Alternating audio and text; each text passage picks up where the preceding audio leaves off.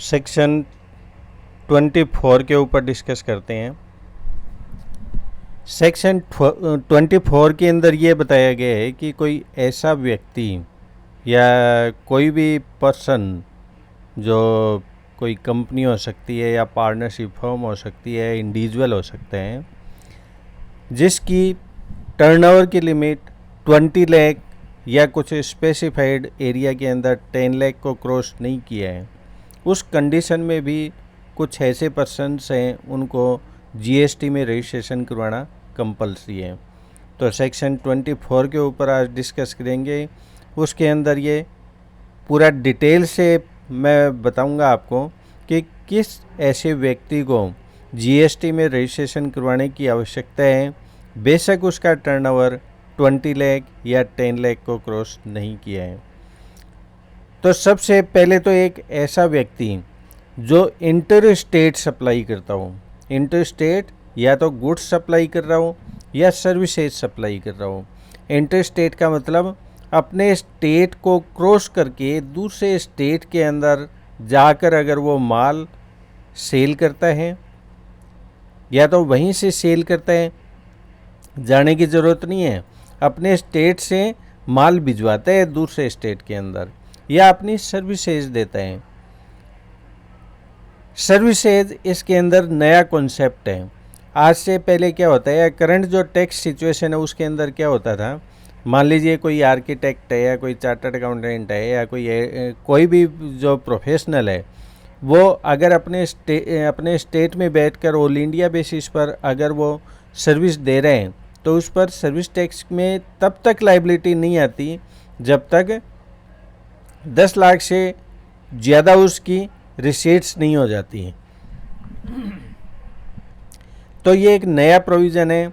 अब जो भी प्रोफेशनल है उनको बहुत ध्यान से अपनी बिलिंग करनी पड़ेगी। अगर वो सपोज़ दिल्ली के अंदर बैठे हैं और वो अपने किसी गुड़गांव के क्लाइंट को अगर वो सर्विस देना चाहता है तो उसको बेशक उसकी 20 लाख रुपए की लिमिट क्रॉस नहीं कर रही हो, अगर 1 रुपये की भी उधर बिलिंग करते हैं दूसरे स्टेट के अंदर तो उसको जीएसटी में रजिस्ट्रेशन करवाना कंपलसरी है।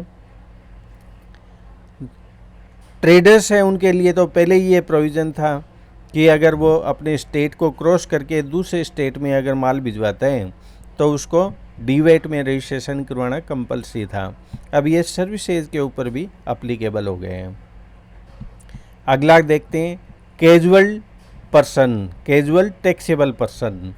अगर कोई व्यक्ति कैजुअल टैक्सेबल पर्सन है और अपने माल की सप्लाई करता हो तो उसको जब माल सेल करता है उससे पहले ही उसको रजिस्ट्रेशन करवाना कंपलसरी होता है। कैजुअल टैक्सेबल पर्सन कौन होता है मैं बताता हूँ आपको। जैसे दिल्ली के अंदर प्रगति मैदान के अंदर ट्रेड फेयर लगता है, तो उस ट्रेड फेयर के अंदर ऑल इंडिया से ट्रेडर्स आते हैं, आकर अपना वहाँ पर फेयर लगाते हैं।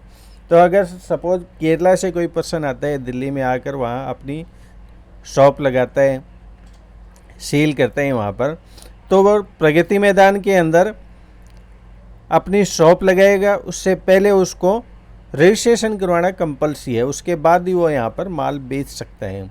तो ये इस टाइप के जो ट्रेडर्स होते हैं जो दूसरे स्टेट में जाकर परमानेंटली वो अपनी दुकान नहीं खोल रहा, वहाँ पर कोई ट्रेडिंग एक्टिविटीज़ नहीं कर रहे हैं, वो दूसरे स्टेट में जाकर कुछ टेम्परेरी कैजुअली वहाँ पर सेल कर रहे हैं। इसमें सबसे बढ़िया एग्जांपल ट्रेड फेयर वगैरह का जो होती है, एग्जीबिशन होती है, वहाँ पर जो जाकर सेल करते हैं, ये सबसे बढ़िया एग्जांपल होता है उनके लिए।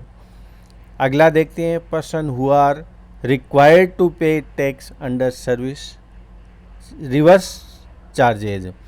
जो रिवर्स चार्जेज बेसिस पर अगर किसी की लायबिलिटी आती है तो उसको भी 20 लाख रुपए तक की उसकी लिमिट है या 10 लाख रुपए तक की जो उस स्टेट के अंदर लिमिट है उसका वेट नहीं करना, उससे पहले ही जहाँ भी वो लायबल हो जाता है उसी टाइम उसको जीएसटी में रजिस्ट्रेशन करवाना कंपलसरी है, अदरवाइज़ वो डिफ़ॉल्ट करेगा। इसके ऊपर रिवर्स चार्जेज के ऊपर पहले ही एक अलग से हमने वीडियो अपलोड किए है, वो आपने देखा होगा।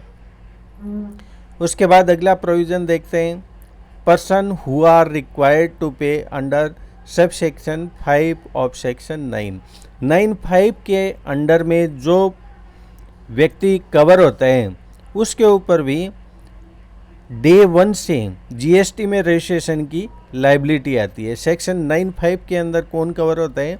जो इलेक्ट्रॉनिक कॉमर्स ऑपरेटर होते हैं, जो ऑनलाइन सेल करते हैं, वो ऑपरेटर वो इसके अंदर शामिल होते हैं। इसके अलावा नॉन रेजिडेंट पर्सन है।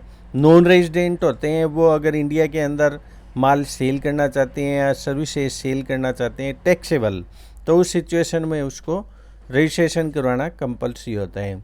उसमें 20 लाख रुपए की लिमिट का वेट नहीं करना पड़ेगा। इसके अलावा सेक्शन 51 में टीडीएस काटने के लिए जो रिस्पॉन्सिबल पर्सन है, या सेक्शन 52 के अंदर टीसीएस की जिसके ऊपर लाइबिलिटी है, उनको डे 1 से ही वैट में जीएसटी में रजिस्ट्रेशन करवाना कंपलसरी है। 20 लाख की या थ्रेशोल्ड की लिमिट क्रॉस करने का वेट करने की ज़रूरत नहीं है, डे 1 से उनकी लाइबिलिटी है। इसके अलावा person who make taxable supply of goods और सर्विसेज और both behalf of other taxable person, कोई भी एजेंट अगर दूसरे के बिहाफ पर कोई माल सेल कर रहा है या सर्विसेज दे रहा है तो उसको डे 1 से अपना जीएसटी में रजिस्ट्रेशन करवाना कंपलसरी है। उसको वेट करने की आवश्यकता नहीं है कि उसका अभी थ्रेशोल्ड लिमिट है वो क्रॉस नहीं हुआ है। प्रिंसिपल और एजेंट वो वेल नोन टर्म है बिजनेस के अंदर, तो एजेंट को डे 1 से ही रजिस्ट्रेशन करवाना कंपलसरी है। इसके अलावा इनपुट सर्विस डिस्ट्रीब्यूटर होते हैं, उनको भी अपना एक सेपरेट रजिस्ट्रेशन करवाना कंपलसरी है। उनको भी 20 लाख रुपए की जो लिमिट है उसका वेट करने की आवश्यकता नहीं है। इसके अलावा जो ऑनलाइन माल सेल कर रहे हैं या जिनके ऊपर टीसीएस की लाइबिलिटी है, उनको भी डे 1 से ही रजिस्ट्रेशन करवाना कंपलसरी है। वैसे ये वेल नॉन प्रैक्टिस है कि अगर कोई व्यक्ति किसी ऑनलाइन ऑपरेटर है उसके अंडर में अगर माल सेल कर रहे हैं तो उसका तब तक माल सेल नहीं होगा जब तक वो अपना टैक्स अथॉरिटी के अंदर अपना रजिस्ट्रेशन नहीं करवा लेता, तब तक उसको ऐसी कोई परमिशन नहीं मिलेगी। इलेक्ट्रॉनिक कॉमर्स ऑपरेटर उनके पास उनको भी डे 1 से ही रजिस्ट्रेशन करवाना कंपलसरी है। एक इसके अंदर और इम्पोर्टेंट इन्फॉर्मेशन जो कैटेगरी वो शामिल करी है कि अगर कोई इंडिया से बाहर बैठकर इंडिया में कोई ऑनलाइन सर्विसेज सेल कर रहे हैं तो उस कंडीशन में भी जब वो सेल करेगा उससे पहले उसको इंडिया में रजिस्ट्रेशन करवाना कंपलसरी है। सपोज इंडिया के अंदर कोई सर्विस पे कर रहे हैं, सर्विस दे रहे हैं, लेकिन जो सर्विस प्रोवाइडर है वो इंडिया से बाहर बैठे हैं, ऑनलाइन ही इंटरनेट के थ्रू वो सर्विसेज दे रहे हैं, तो उनके ऊपर भी ये रिस्पॉन्सिबिलिटी डाल दी है कि पहले इंडिया में आइए, इंडिया में आकर अपना रजिस्ट्रेशन करवाइए, उसके बाद आप सर्विस दीजिए, तो वो जीएसटी के अंदर वो लाइबल होंगे अपने रजिस्ट्रेशन के लिए। इसके अलावा अगर गवर्नमेंट किसी कैटेगरी को नोटिफाई कर देती है कि आपको डे 1 से ही रजिस्ट्रेशन करवाना है जीएसटी के अंदर, तो उनको जीएसटी में रजिस्ट्रेशन करवाना कंपलसरी होगा।